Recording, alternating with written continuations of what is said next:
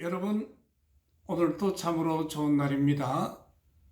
우리는 안토니오 페로의 아동정신분석이라는 책을 가지고 그가 어떻게 아동을 심리치료했는지를 연구하고 있습니다.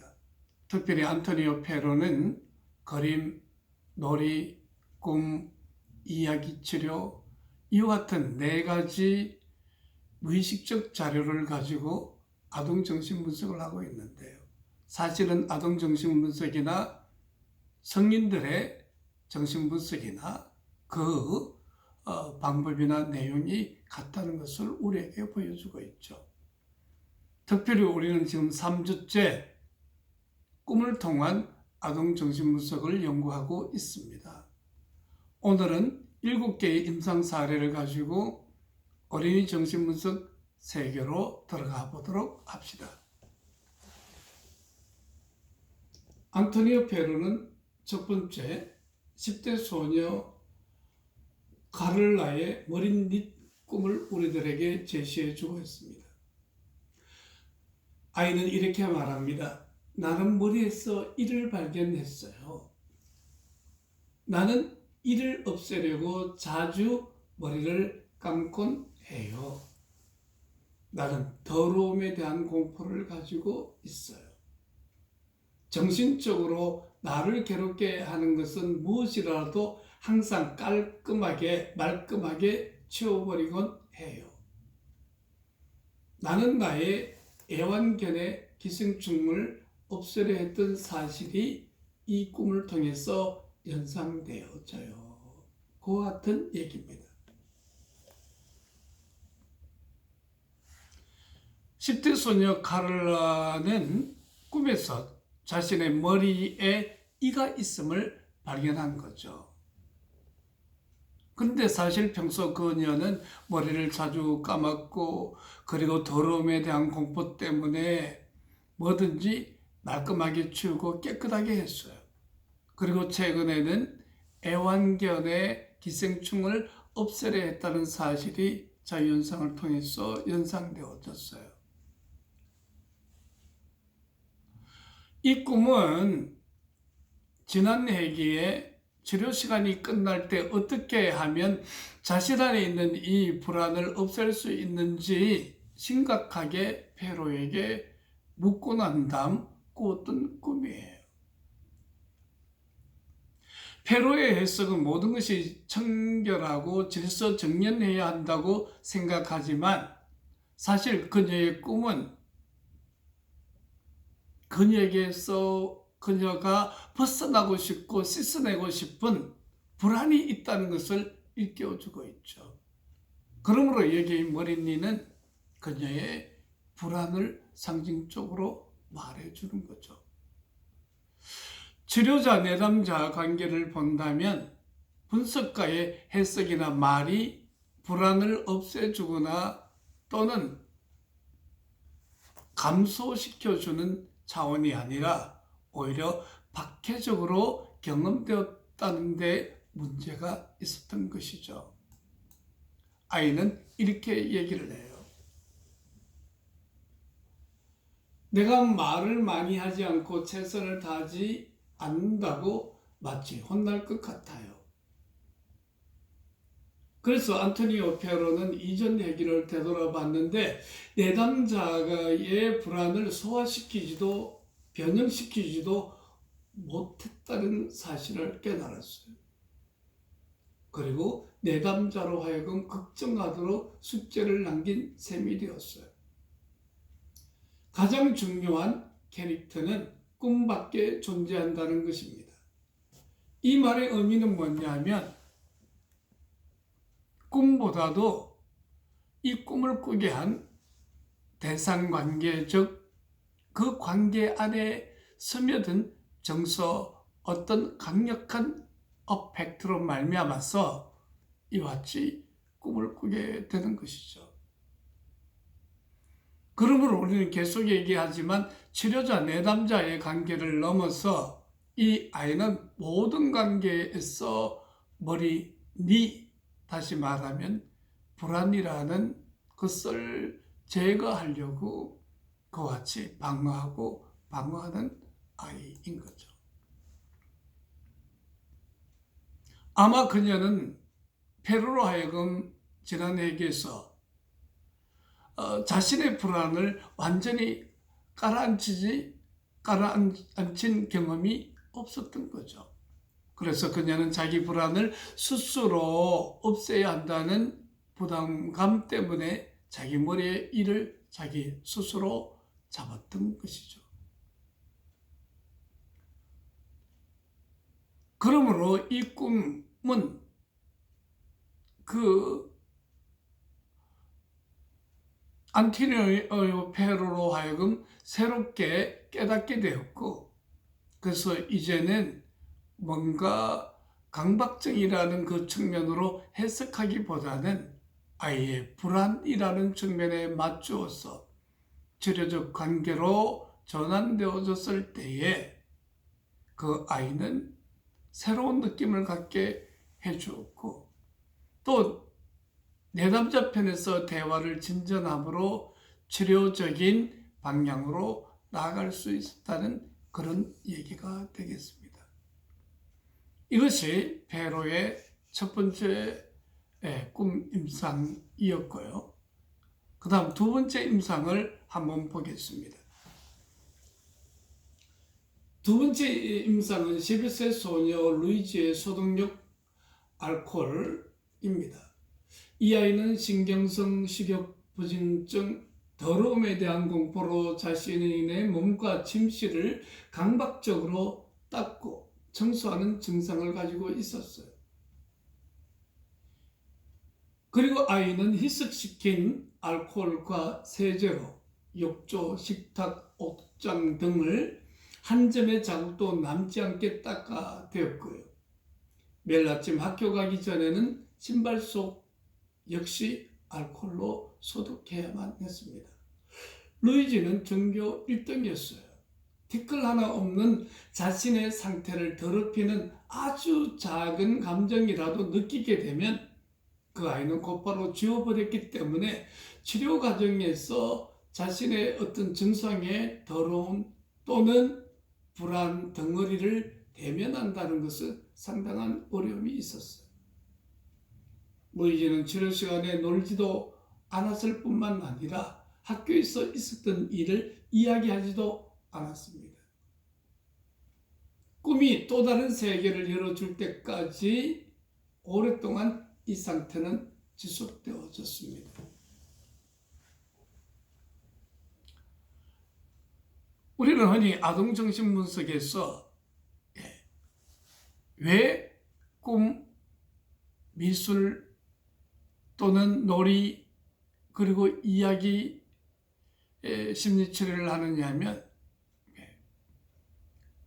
아이들이 이와 같은 꿈을 제시할 때, 그림을 제시할 때, 어떤 놀이 안에서 자신의 무의식을 표현할 때에 분석과와 비분석 사이에 그 커플 사이에 엄청난 많은 관계적인 어떤 열려있는 관계로 나아갈 수 있다는 측면에서 이와 같은 것들이 매우 가치 있는 거죠.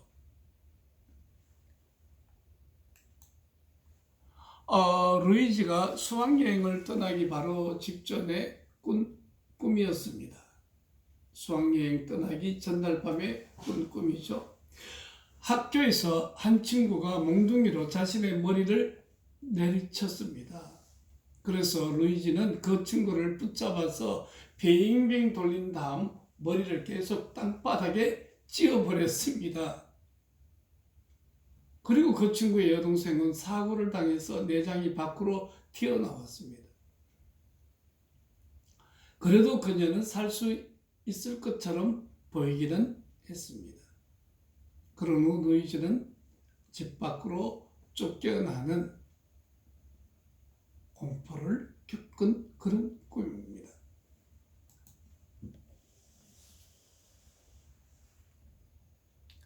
루이지에게 있어서 말끔하게 청소된 다른 것은 세상이 믿을 수 없다는 것이죠. 즉 믿기 힘든 세상으로 향하는 길을 꿈이 열어주었습니다. 페로에게는 최소한의 해석이지만 루이지는 매우 강력하고 폭력적이고 위협적으로 그 해석이 느껴졌고요. 그러므로 루이지는 치료자를 무력하게 만들어야만 했습니다. 즉 어떤 한 친구가 몽둥이로 자기 머리를 내리치니까 루이지가 그 친구를 붙잡아서 빙빙 돌린 다음에 머리를 계속 땅바닥에 찍고, 그리고 그 친구의 여동생은 사고를 당해 내장이 밖으로 튀어나오게 되는 끔찍한 공격적인 꿈을 꾸게 된 거죠. 그것은 치료자의 해석에 대한 아이의 공격을 통해서 치료자를 무력하게 만드는 것이었죠. 그래서 분석가는 이 꿈을 통해서 수위를 조절할 수 있었고, 루이지를 증상과 함께 혼자 내버려 두지 않게 되었습니다. 그래서 그녀의 증상은 신발 속을 닦아내는 알코올처럼 누군가와 헤어져야 하는 상황에서 느끼게 되는 모든 감정을 청소하는 방법이었던 것입니다. 그러므로 루이지는 유기되고 버려짐에 대한 공포를 많이 가졌고요. 그리고 우리는 여기서 한 가지 알 수 있는 것이, 분명히 안토니오 페로는 아이의 상태를 점검하고 뭔가 약한 해석부터 나가도록 했을 거예요. 그런데 평균 수준의 해석이었다 할지라도 어떤 아이에게 있어서는 되게 예민하고 민감하기 때문에 그 해석하는 자체가 끔찍하고 고통스러워요.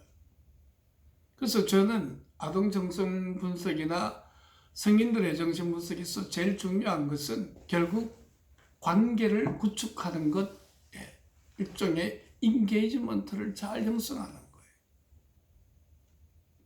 그리고 투사적 동의시를 통해서 하나의 두 사람의 관계가 완전하게 신뢰되어질 때에, 그때 해석 작업이 크레센트, 점점 세게 점점 세게 그와 같이 해석이 돼야지 처음부터 보통 이상의 해석을 주거나 마치 꿈 분석이 해석만을 위해서 존재하는 것처럼 그렇게 정확한 해석만을 목표로 하는 치료자는 바람직하지 않다고 봅니다.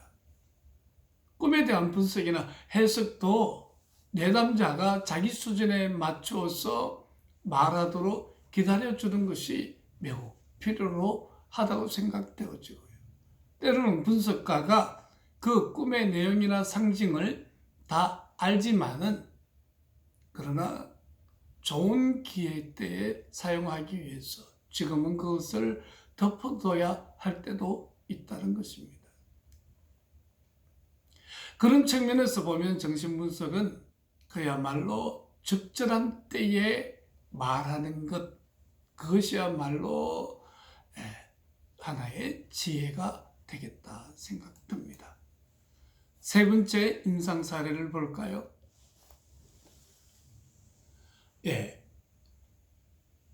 에마누엘레는 11살부터 상담을 받았고 지금은 아마 10대 후반 되어진 것 같아요. 그러니까 거의 8, 9년 그렇게 현재 상담받는 중에 있는 거죠. 그런데 6년 후에, 그러니까 17세 때 그는 동네 담배가게 주인과 수다를 떠는 꿈을 꾸었어요. 자신은 동네 담배가게 주인을 만나 진짜로 수다를 떨었다고 말합니다. 꿈을 통해서. 수다를 떤 이유는 다른 아이가 해바라기 씨를 훔칠 수 있도록 주인의 주의를 돌리기 위해서였대요. 다 꿈 내용이죠. 그래서 그들은 그렇게 훔친 해바라기 씨를 자신들이 헤어지지 않는 자들이라고 부르는 에마누엘레의 3장 안 앵무새 2마리에게 주었던 것이죠. 네. 그러니까 에마누엘레는 상담한 지 6년 만에 이런 꿈을 꿨는데, 자기는 동네 담배가게 주인 아저씨와 수다를 떠는 사이에 저희 친구는 해바라기 씨를 훔쳤고, 그래서 성공적으로 해바라기 씨를 훔친 것은 바로 앵무새 2마리에게 주었다는 거예요. 근데 이 앵무새 2마리는 헤어지지 않는 자, 그런 별명을 가진 앵무새였습니다.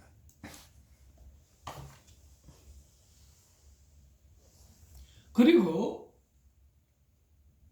에마누엘레는 남편과 성적인 문제가 있는 젊은 여자가 조언을 부탁하는 거예요, 꿈에서. 그래서 에마누엘레는 그녀에게 좀 더 에로틱한 속옷을 입으라고 권하는 그런 꿈을 꿨어요.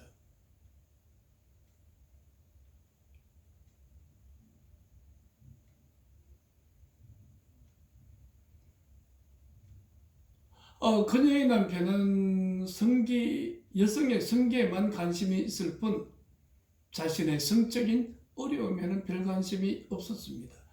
에마누엘레는 상대의 요구로 성관계를 한 경험이 있어요. 당시 그는 어렸고, 다른 행위는 없이 오직 그 여자가 요구하는 대로 삽입만 했던 그런 어린 시절의 경험이 있었나 봐요. 그리고 그는 모차르트의 오페라 돈 지오바니에 나오는 환상적인 이중창을 들었다고 얘기해요.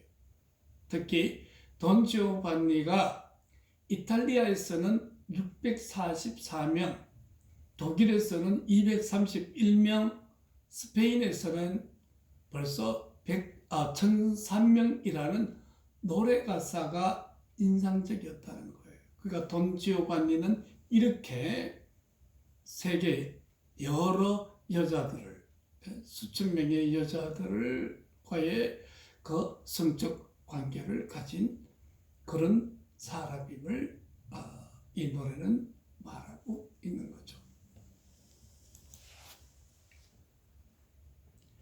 에마누엘레는 좋은 관계, 그리고 감정을 불러일으키는 생산적인 관계에는 그다지 관심이 없었습니다.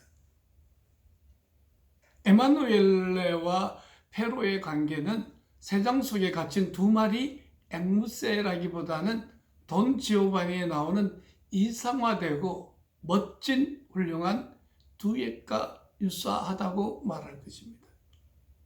에마누엘레는 아랫도리와 완충 쿠션, 즉 정복과 아무 일도 일어나지 않는 치료 회기에 편안함을 즐기고 있었던 것입니다. 그리고 돈 지오바니처럼 여러 장소로 옮겨 다니면서 우리가 만난 치료 회개의 수를 그는 세고 있었던 것이었죠.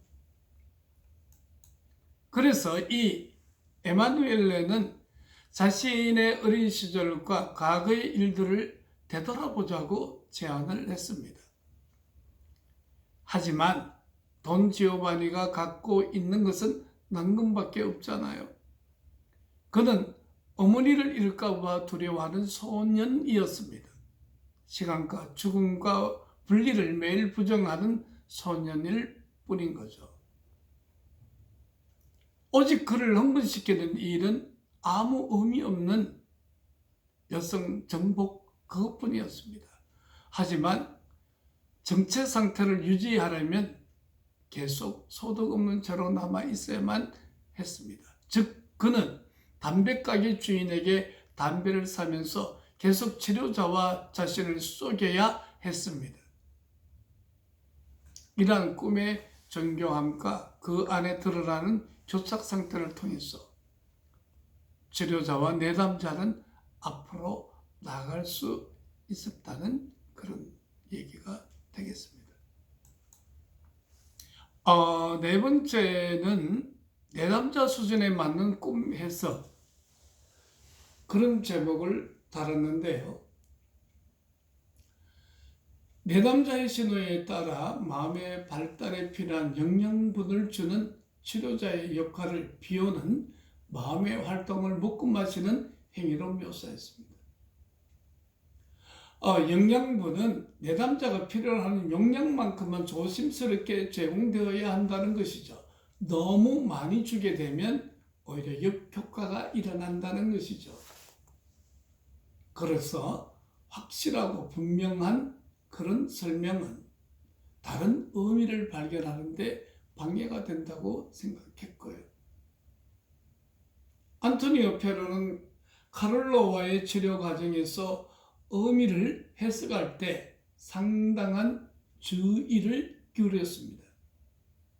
하루는 그가 참새 꿈을 보고 했을 때 카를로 꿈에 뭔가 따뜻한 온기를 가진 것이 자기 옆에 있을 때 두려움을 느낀다라고 보고를 받았습니다. 네, 이 꿈에서 카를로는 동물의 체온에 두려움이 느껴진 것입니다. 카를로는 동물과 함께 했던 좋았던 경험을 이렇게 이야기했어요.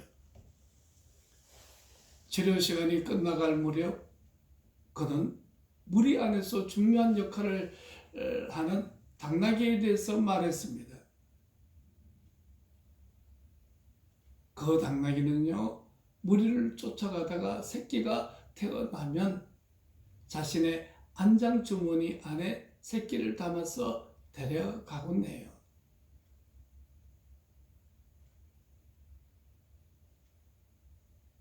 그러므로 그가 이 역할을 하기 때문에 다른 무리들은 멈추지 않고 계속 나아가 더 넓은 땅을 더 많이 차지할 수 있어요.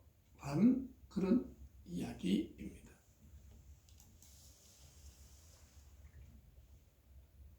우리는 이 이야기에서 특별히 안토니오 페로 입장에서 만족을 느꼈습니다. 또한 카를로의 내러티브가 너무 열려져 있는 것은 아닌가, 그런 걱정이 되었습니다. 다음번 치료회기에 카를로는 엄마가 선물 주지 않아서 실망했다고 말하는 것으로 회기가 시작되었어요. 또 걱정할 정도는 아니지만 엄마가 심장의 심방에 어떤 병 때문에 초음파 검사를 해야 한다고 했습니다. 그리고 이와 같은 꿈을 보고 하는 것이었어요.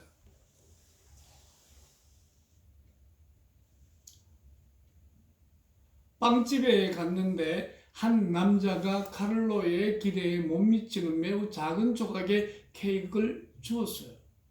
그리고 그는 날아다니는 카펫을 타고 여행을 하는 꿈을 꾸는 거죠. 그 카펫은 페르시아산도 아니고 별로 튼튼하지도 않는 그야말로 평범하고 크지 않는 매트였습니다. 하지만 앞부분이 단단했어요. 카펫은 좀 조잡했는데 그는 바위 덩어리가 있는 바다 위로 카펫이 떨어질까 불안했습니다. 자, 이와 같은 꿈. 안토니오 페로는 정확하고 옳은 해석은 존재하지 않는다. 치료는 시행착오를 거치며 계속해서 방향을 조정하는 긴 여행과 같다. 즉 끝없이 오가는 여행의 경과를 기록하는 과정인 것이다. 그러므로 상담자, 내담자는 이 꿈을 통해서 어떤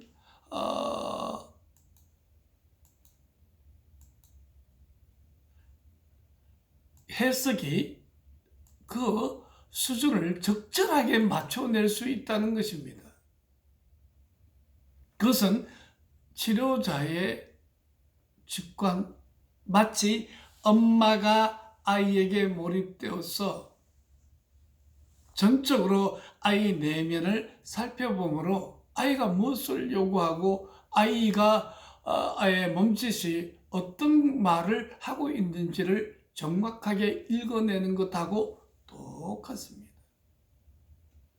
그러므로 가장 적정한 수준의 해석은 바로 내담자에게 관심을 갖고 몰입되어 있고, 그리고 공감적으로 좋은 어머니처럼 컨테이너 할 수 있는 능력이 있다면, 내분리 상태에 들어갈 수 있다면 이런 일은 그닥 어려운 일이 아니라고 생각합니다.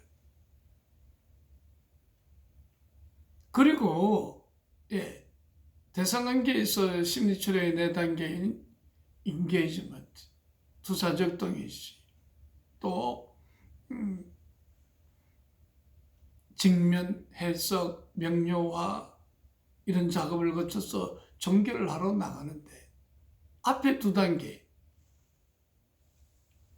서로 관계를 맺기와 투사적 동의시 안에 충분한 대상이 되어주는 그와 같은 과정은 앞으로 꿈 해석을 보다 원활하게 할 수 있고 보다 강한 해석을 할 수 있는 관계적 컨테이너를 제공하기 때문에 그 안에서는 매우 안전하게 강한 해석이 가능한 거죠. 이번에는 어린 여자아이 마르첼라에 대해서 연구해 보면, 이것은 정신기능에 따라 내담자의 꿈이 활성화된다. 치료자가 온전히 집중하지 않는 것에 대한 꿈. 그러니까 치료자가 아마 마르첼라에게 집중하지 않았어요. 몰입하지 않았어요. 그리고 그때 꿨던 꿈이에요. 마르첼라는 자신과 함께 공부하던 친구가 갑자기 휴가를 떠나면서 그녀가 해야 할 일을 산더미처럼 남겨놓았어요. 엄마가 숙제를 도와주지 않아서 아이는 매우 화가 났고 상황은 악화되었어요. 다시 한번 정리해 봅시다. 함께 공부하던 친구가 휴가를 떠나면서 그녀가 해야 할 일을 산더미처럼 남겨놓으니까 마르첼라 차지가 된 거죠. 근데 엄마도 자신의 숙제를 도와주지 않았어 마르첼라는 매우 화가 났고 상황이 악화되었다는 그런 내용이에요. 마르첼라는 여전히 산만할 때가 있었지만 분석가가 더 많이 자신과 함께 한다고 느껴지면 안도감을 가지고 산만함이 사라지곤 했어요. 그리고 난 다음에 다시 이런 꿈을 꿨어요. 윗옷을 벗은 강하고 혈기 왕성한 남성이 후광을 잃어버리는 그런 꿈이었어요. 그녀는 고무줄로 젖꼭지를 잡아당기자 그가 움직이기 시작했습니다. 꿈속에서 그녀는 모든 것이 빨리 제자리를 잡기 원했고, 그리고 고무줄은 사라졌어요. 여기 정리하면 꿈에 한 남자를 봤는데 윗옷을 벗었고 강하고 혈기 왕성한 남성이에요. 근데 후광을 잃어버려. 그래서 이 아이가 고무줄로 젖꼭지를 잡아당기니까 그가 움직이기 시작하는 거예요. 그 남성이 생명을 얻는 거죠. 그래서 꿈속에서 그녀는 모든 것이 빨리 제자를 찾기 원했고 고무줄은 사라졌습니다. 이 꿈은 마르첼라가 치료자에 대한 이상화의 약화, 치료자에게 주었던 후광이 이제 점점 사라져서 완전히 상실된 그런 내용을 볼 수 있잖아요. 그리고 치료자가 다시 정신적으로 그녀와 함께하는 것에 대해 이야기하려는 것이었습니다. 또한 그녀는 폐로가 종종 다른 일에 정신이 팔려 주의가 산만해졌다가 다시 정신을 차리고 한다는 것을 지적했어요. 물론 이 꿈에 대해서 다른 해석도 가능해요. 꿈은 현재의 치료자, 내담자 관계를 짧은 스냅샷으로 보여주고 있다는 것입니다. 그러므로 충분히 좋은 엄마가 되려면 아이에게 몰입하는 엄마가 1차적으로 되어야 되겠죠. 아이에게 몰입한다는 것은 아이를 사랑하고 아이에 대한 그야말로 공감적으로 융합해내는 어머니의 능력을 말하는 것 아니겠어요? 마찬가지로 상담자도 내담자에게 좋은 상담자가 되려면 내담자에게 먼저 몰입하고 융합해내는 능력이 필요하다고 생각합니다.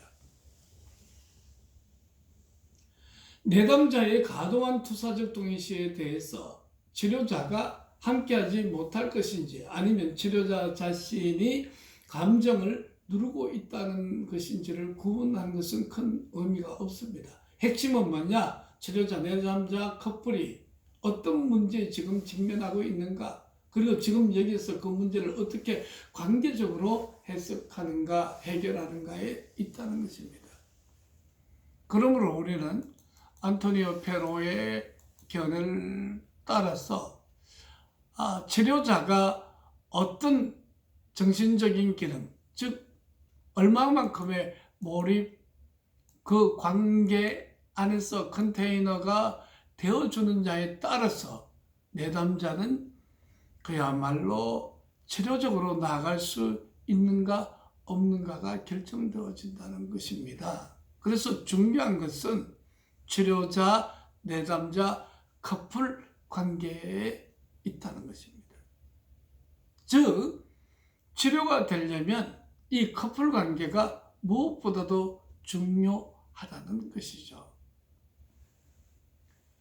그 다음에 꿈의 다의성을 살펴봅시다.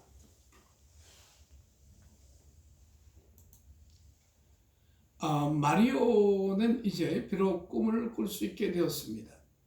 마리오는 그녀가 바지와 티셔츠를 팔고 있기 때문이 아니라 그저 그녀 자체가 좋아서 한 소녀를 만나러 가는 그런 꿈을 꾸었어요. 그는 그녀의 가슴에 키스를 했는데 그녀의 젖가슴은 작았어요.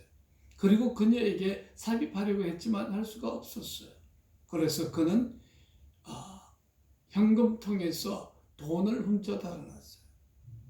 마리아가 좋아하는 소녀 피누치아는 그에게 시간을 내주기는 하지만 만족한 관계가 되지는 못했어요. 왜냐하면 피누치아는 이미 남자친구가 있었기 때문에 그녀에게 가까이 다가가기는 어려웠어요.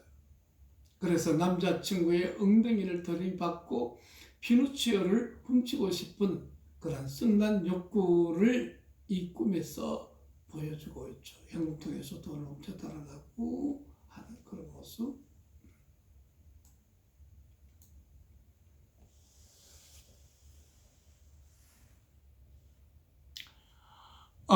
이 꿈은 여러 측면에서 해석할 수 있어요. 그러니까 꿈의 다면적 해석인 거죠. 즉 오이디푸스기 또 나와의 치료자와의 관계에서 오이디푸스적인 측면 또 부분 대상과 부분 기능의 수준 등으로 해석할 수 있습니다. 하지만 치료자, 내담자 커플에게는 자신들의 두 마음이 캐릭터를 통해 드러난 회화적 표현을 얼마나 수용할 수 있는지가 더 중요하다는 것입니다. 마리오는 감추어진, 즉 바지와 티셔츠, 그 바지가 있고 티셔츠가 있으면 완벽하게 옷을 입을 수 있잖아요. 갖출 수 있잖아요. 해석을 들으려고 치료 시간에 오는 게 아니다. 그가 원하는 건 뭐냐? 어떤 특별한 관계에 대해서 기대를 가지고 온다는 것입니다. 여기 꿈에서 나오는 그 여자의 피누치오처럼 시간은 내어주지만 충분하게 자신에게 온전히 다가가지는 못하게 하는, 가슴이 너무 작고요. 풍요롭지 않죠. 그리고 삽입하려고 하지만 뜻대로 되지 않은, 즉 관계의 어떤 엇나감, 괴리, 멀리 있음 이런 것을 아이가 안고 있다는 거죠. 만족할 만한 관계가 못 되고 있다는 것을 보여주고 있죠. 따라서 그는 투사적 독립심을 통해 자신의 절박함을 전달하고자 페로가 참을 수 없을 때까지 페로에게 저항적인 컨테이너에 압력을 가한다. 저항적인 컨테이너라는 얘기는 담는 것이 충분하지 않게 되면 당기기로 맞서 버리게 되는 그런 윌프레드 비온의 이론이에요. 내담자는 페로가 충분히 수용하지 못하는 것에 대해서 지금 화를 내고 있다는 것이죠. 충분한 공간이 없는 컨테이너에 압력을 가해 얻어내는 것은 마치 도둑질과 같다. 그러니까 컨테이너 안에 주는 내 상담자에게 압력을 가해서 얻어내는 것은 돈통에서 돈을 훔쳐 나오는 것하고 같은 거죠. 즉 아무리 최소한의 관심이나 시간이라 하더라도 정당한 권리를 통해서는 자신의 것이 될 수 없는 것을 불법적으로 훔치는 것이다.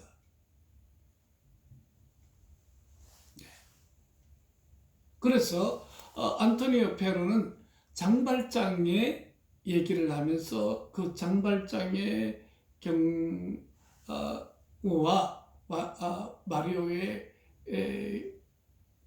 케이스를 서로 비교하는 것을 볼 수 있습니다. 그래서 이는 장발장의 경우와는 다르다. 장발장은 원래 자신의 것이 아니었지만 기대하지 않았던 선물로 초대를 받았거든요. 이는 변형의 고통을 해결할 수 있는 방법을 알려주는 것이죠. 마치 장발장이 기대하지 않았던 선물을 받은 것처럼 내가 충분히 즉 페로가 충분히 이 마리오를 수용한다고 느낄 때 마리오는 페로에게 가슴 찡한 이야기를 비로소 해줄 수 있었다는 그런 얘기입니다. 그 다음에 꿈과 취약한 컨테이너. 마리오의 치료가 진전되면서 꾼 꿈입니다. 마리오는 꼭대기층에 사는 매춘부를 조용히 찾아갔습니다. 그런데 마주친 한 난폭한 남자를 만났고 그 남자는 마리오를 쫓아가면서 죽이려고 따라오는 거예요. 그래서 그 남자는 마리오를 쫓아가고 마리오는 도망가는 그런 꿈이었습니다. 네, 이 꿈은 치료자의 강한 해석을 한 치료회기 다음에 그 꿈을 꾼 거거든요. 그러므로 페로에게 있어서 그 꿈의 의미를 명백하게 알게 되었다는 것입니다. 페로는 마리오가 이전 치료회기에서 치료자의 강한 해석으로 말미암아 상처받았고 위협받았다고 해석합니다. 그러자 마리오는 아니라고 말해요. 사실 자신을 괴롭히는 학교 친구들, 그것은 해석을 모두 없애버리고 싶다. 상처받은 정도가 아니라 없애버리고 싶다. 난폭한 남자가 되었어. 그는 난폭한 남자인 안토니오 페로를 향한 그래서 꿈 밖에서의 그의 해석은 그런 마리오는 그런 해석을 저는 페로를 없애버리고 싶다. 그렇게 말한 거죠. 마리오의 엄마는 자신의 음반을 고르는 안목을 자랑하기 위해서 음반을 구입하곤 했어요. 엄마가 마리오에게 음반이 마음에 드느냐는 질문에 아니요라고 대답했습니다. 이어서 팝가수 오르넬라 바노니가 매우 가시적이고 거만하고 만족을 모르는 사람으로 그녀가 사는 집에는 문이 없다고 했습니다. 그러면서 숨을 못 쉬어서 죽는 순수한 어린 소녀에 대한 이야기를 합니다. 그런데 마리오는 치료자의 해석을 순수한 소녀,